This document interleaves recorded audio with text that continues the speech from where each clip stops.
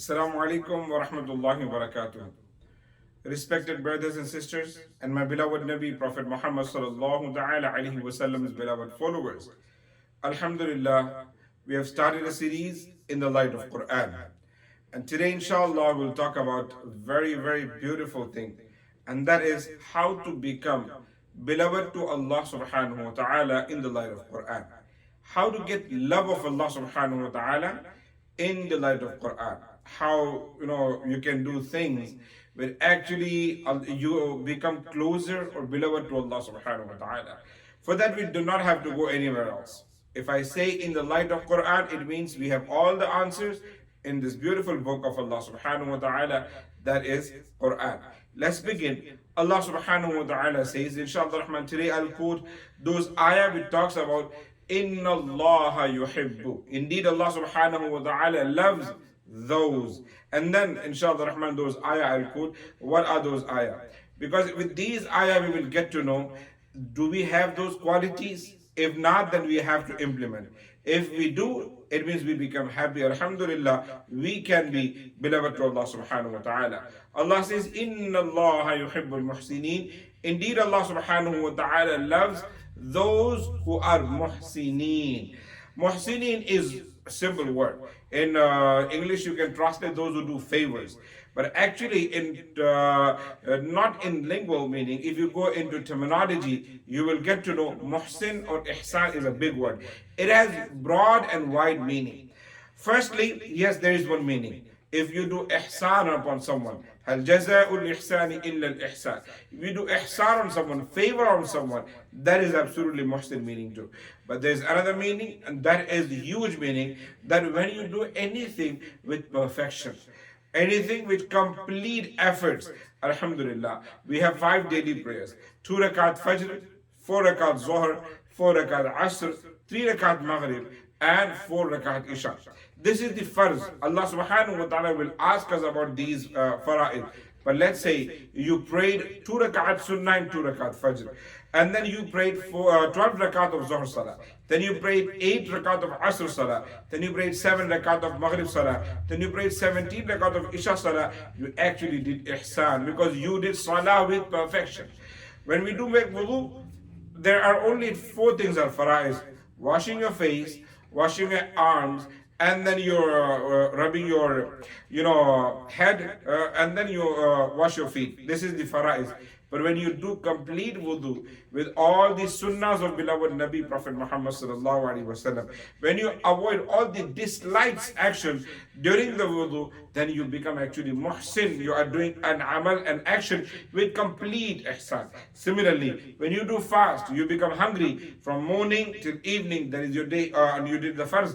But when you do fast and avoid all kind of sins which are related to your eyes, your tongues, your ear, your hand, actually you become muhsin. So this is the meaning. In very famous hadith known as Hadith Jibreel, Rasulullah sallallahu alaihi wasallam and Sayyidina Jibreel Islam have a conversation. In that, it's been mentioned Islam, Iman, and Ihsan. Islam is the basic thing. When you just say La ilaha illallah Muhammadur Rasulullah. And Iman is more advanced level.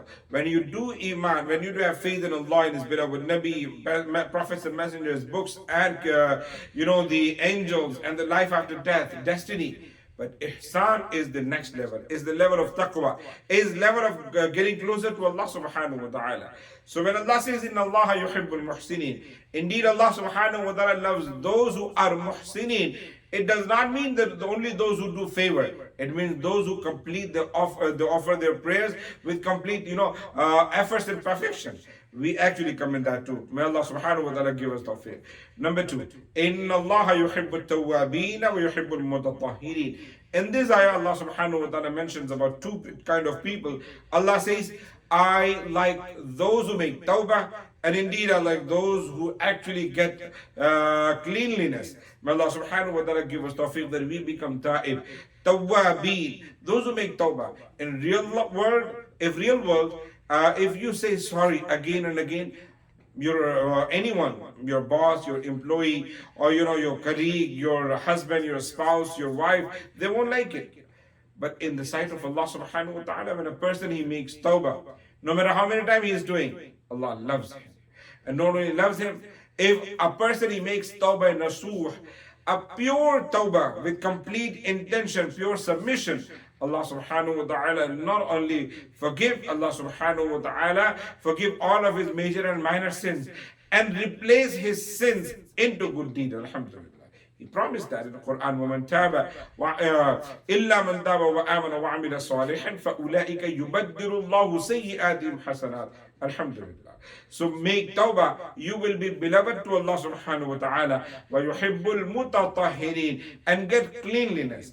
That's why alhamdulillah our religion asks us again and again to get cleanliness.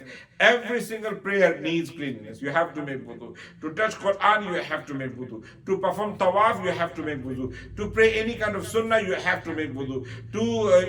There are plenty of good deeds. You want to do ihram and tawaf, sa'i, you have to have wudu. You want to call adhan, you have to have wudu. My brothers and sisters, these things tell us that cleanliness is part of Iman. Rasulullah himself actually encourages us, and Allah subhanahu wa ta'ala does so. In another ayah, Allah subhanahu wa ta'ala says, Wallahu yuhibbul muttahirin. Indeed, and Allah subhanahu wa ta'ala loves those who get cleanliness. So it means if we get cleanliness, we get closer to Allah subhanahu wa ta'ala. But cleanliness is not about clothes, body, place. Of course, we need that to offer our prayer. Cleanliness need over here too, in our heart. We have to purify our heart. We have to purify our soul. We have to purify our thoughts. We have to purify our heart. And then that's how we get closer to Allah subhanahu wa ta'ala. In another ayah, Allah subhanahu wa ta'ala says, Wallahu yuhibbu sabirin. And Allah subhanahu wa ta'ala loves those who have patience. Those who are patient, alhamdulillah. In another ayah, Allah does the ta'id of it, and He says, Allah, inna Allaha ma'as sabirin. Indeed, Allah subhanahu wa ta'ala is with them, those who have patience. It means they are very good people.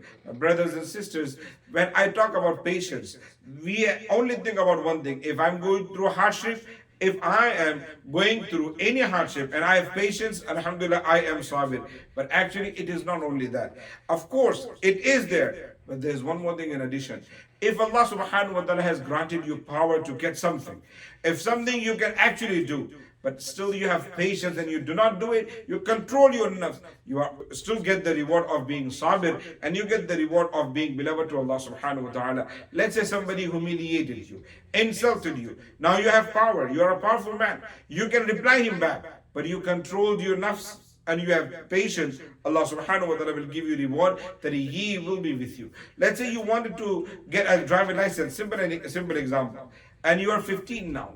And you have sources that with cheating you can get it, but you control your nafs and you do not get it. Because you want that if I want to get it, I will get it in the right way, no any other cheating way. Allah subhanahu wa ta'ala will give you the reward of being patient, and you will get closer to Allah subhanahu wa ta'ala and beloved to Allah subhanahu wa ta'ala.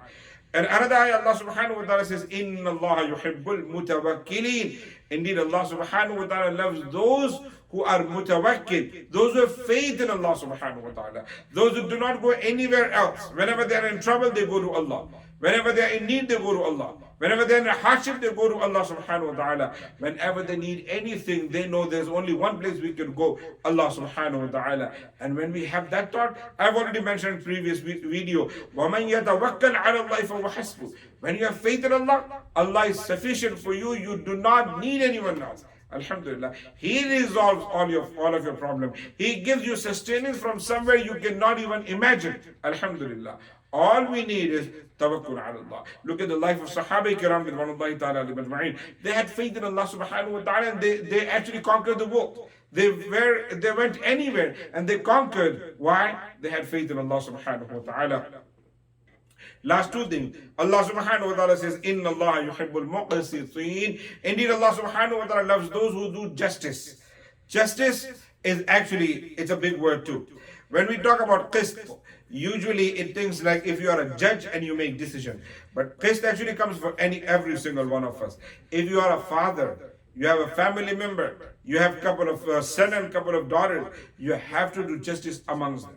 You cannot love one more, and you cannot love someone else actually lesser. Similarly, if you are an employer and so many people are working under you, you have to make sure that you do treat all the employees properly. If you're a teacher, you have to make sure that you do treat all the students properly. So that goes for every single thing. We have to do qist. And one more thing in the Quran, Allah subhanahu wa ta'ala says, qist actually goes for your nafs too. Allah subhanahu wa ta'ala has granted you these hands. So what do we have to do? We have to use them in good deeds. Then we do qist and justice with our hand. Allah subhanahu wa ta'ala has granted us this tongue.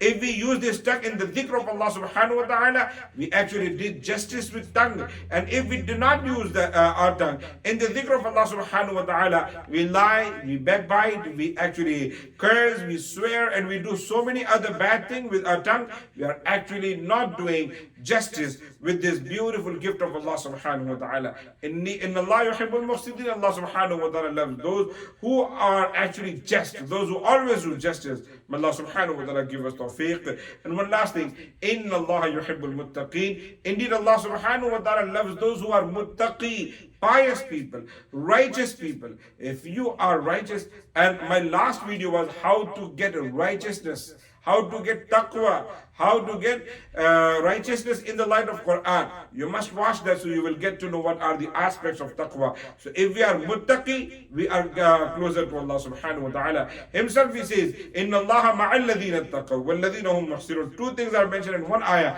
Indeed, Allah subhanahu wa ta'ala, His support, His help is with those who have taqwa, who has righteousness. And Allah subhanahu wa ta'ala's support and His help is with those who are muhsineen. May Allah subhanahu wa ta'ala make all of us beloved to Allah subhanahu wa ta'ala. We do such actions, then we can say, I am beloved to Allah subhanahu wa ta'ala. I make dua, may Allah subhanahu wa ta'ala make all of us good Muslims. Jazakallahu khair. Assalamu alaikum wa rahmatullahi wa barakatuh.